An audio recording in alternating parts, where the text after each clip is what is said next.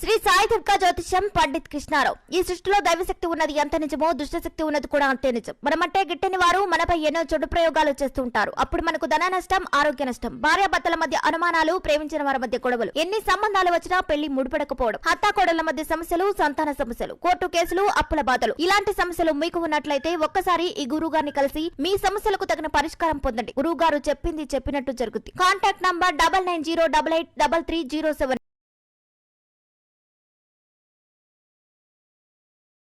అసలు రష్యా దున్నపోతే మాదిరిగా ఉక్రెయిన్పై ఎందుకు దాడి చేసింది? సింపుల్గా చెప్పాలంటే ఉక్రెయిన్ నాటోలో చేరుతానన్నందుకు. మరి ఈ నాటో ఏమిటి? నాటో అంటేనే పుతిన్ ఎందుకు కస్సుమంటున్నాడు?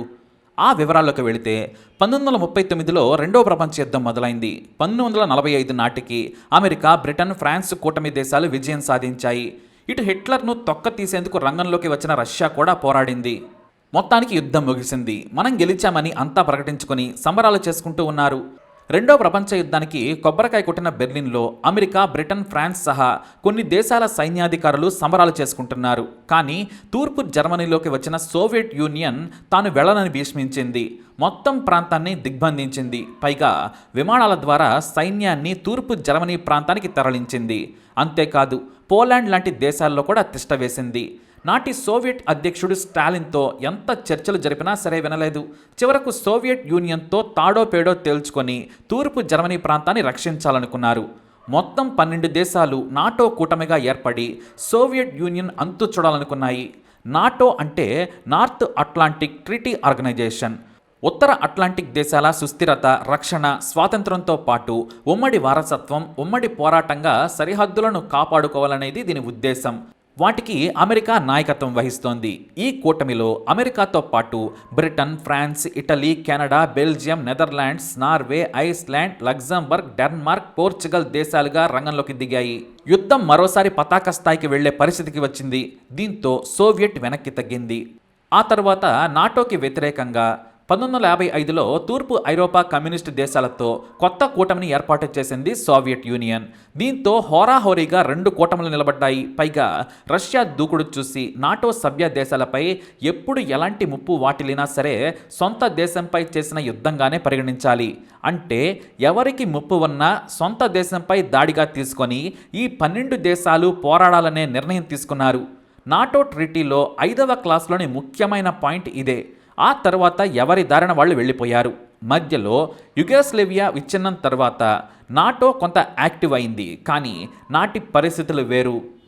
మరి రష్యాకు ఎందుకు నాటో అంటే కోపం? దీనికి సింపుల్ ఆన్సర్ అమెరికా. నాటోకు మొత్తం డబ్బును, ఆయుధాలను 70% ఇస్తోంది అమెరికానే. ఆ దేశం చెప్పినట్లే ఈ నాటో దేశాలు నడుచుకుంటాయి.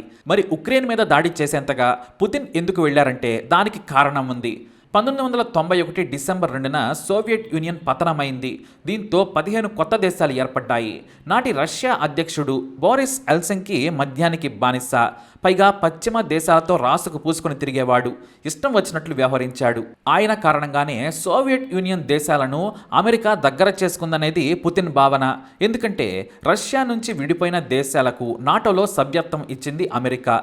Estonia, Latvia, Lithuania, Romania, Slovakia, Slovenia, Albania, Montenegro, North Macedonia లాంటి దేశాలకు నాటోలో సభ్యత్వం ఇచ్చింది అమెరికా.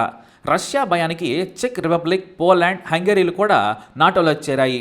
మిగతా దేశాలకు సాయం చేస్తామని, నాటో అనుబంధ దేశాలుగా గుర్తిస్తాం, మీరు భయపడద్దని నోటి మాటగా నాడు క్లింటన్ ఇతర దేశాలకు చెప్పారు. నాటో బలోపేతం అవడంతో పాటు మాస్కోకు 1000 కిలోమీటర్ల దూరంలో కూటమి దళాలు క్షిపణులను మోహరించాయి. 12 నుంచి 30 దేశాలకు నాటో కూటమి చేరింది. వీటిపై రష్యా దండెత్తితే నాటో ఊరుకోదు. మాస్కోను గంటలో నేలమట్టం చేస్తాయి. దీంతో పుతిన్ అధ్యక్షుడు కాగానే రగిలిపోయాడు.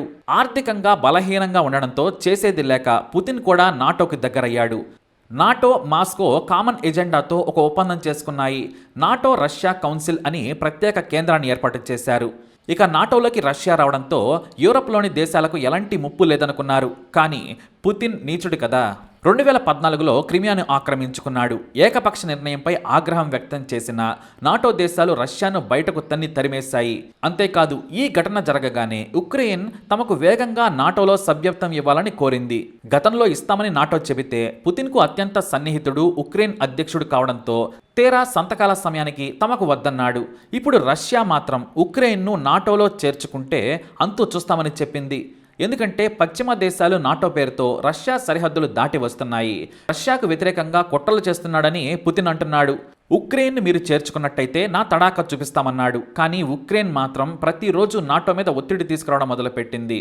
పుతిన్ ఏ రోజైనా మమ్మల్ని మింగేస్తాడు, తొందరగా చేర్చుకొని కాపాడమని వేడుకున్నారు.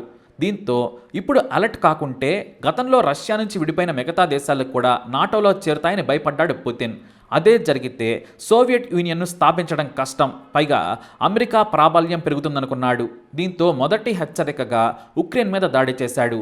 అమెరికాకు ఇతర దేశాలకు బ్రేక్ వేశాడు పుతిన్. ఎందుకంటే నాటో రష్యా కంటే 100 రెట్ల బలమైన కూటమి.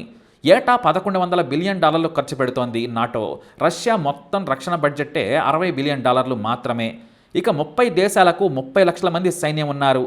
ఇక పుతిన్ ఓవర్ యాక్షన్ చేసిన గంటలో మాస్కో మొత్తం నేలమట్టం అయిపోతుంది. మొత్తానికి నాటోను ముట్టుకుంటే మసైపోతామనుకున్నాడు. అందుకే మిగతా దేశాలను నాటోలో చేర్చుకుంటే తొక్క తీస్తామని హెచ్చరించాడు. ఎందుకంటే అమెరికా పెత్తనం రష్యాకు నచ్చదు. భవిష్యత్తులో నాటోలో కొత్త దేశాలను చేర్చుకోవద్దనేది పుతిన్ భావన. మిగతా మాజీ సోవియట్ యూనియన్ దేశాలను తన కింద పెట్టుకోవాలనేది పుతిన్ ప్లాన్. అందుకే నాటో అంటేనే పుతిన్కు చిరాకు, భయం కూడా. మరి ఇలాంటి ఇన్ఫర్మేషన్స్ కోసం ఇప్పుడు లైక్ చేయండి, షేర్ చేయండి, మా ఛానల్ని సబ్స్క్రైబ్ చేసుకోండి.